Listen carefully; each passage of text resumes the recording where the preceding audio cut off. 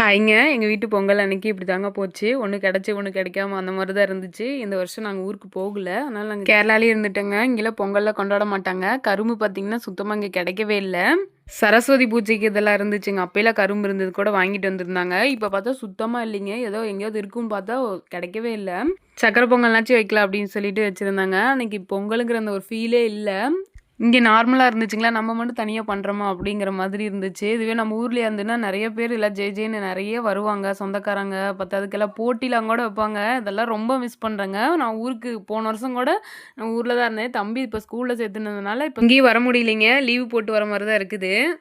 அதனால 2 நாள்ல திரும்பி வரதுக்கு கம்முன்னு நம்ம இங்கேயே இருந்துக்கலாம் அப்படின்ட்டு நாங்க போகலிங்க.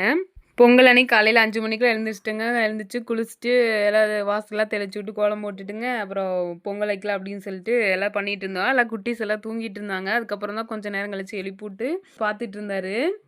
மஞ்சள் கொத்து கிடச்சிருச்சுங்க. ஏன்னா இங்கே வீட்லலாம் நிறைய பேர் வச்சுருப்பாங்க மஞ்சள். அதனால் அவங்ககிட்ட இருந்து கேட்டு வாங்கிட்டு வந்திருந்தோம்.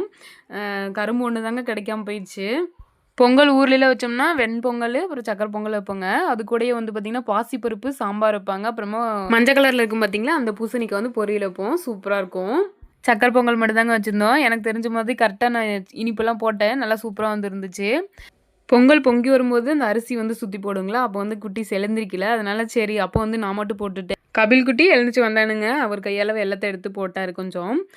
சரி ஏதோ சாங்கியத்துக்கு பொங்கல் வைக்கையில வந்து அவங்க கையால் எடுத்து போட்டால் சரி அப்படிங்கிற மாதிரி சரின்னு விட்டுட்டேன். சின்ன குட்டி வந்து கொஞ்சம் லேட் ஆயிடுச்சு. அதனால் வந்து நான் பொங்கலை வச்சு முடிச்சிட்டேனுங்க.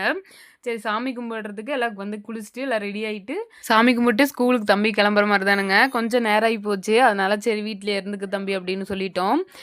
கோயிலுக்கு போய்ட்டுலாம் அப்படின்ட்டு கிளம்பி கோயிலுக்கு போகலான்ட்டுங்க. நம்ம ஊரில் பொங்கலுக்கு 5 நாள் என்னமோ லீவுன்னு சொல்லிட்டு இருந்தாங்க மாமா பசங்க. நல்லா ஜாலியாக இருந்திருக்கோம். நானும் ரொம்ப அதை நினச்சிக்கிட்டே நான் ஃபீல் பண்ணுவேங்க.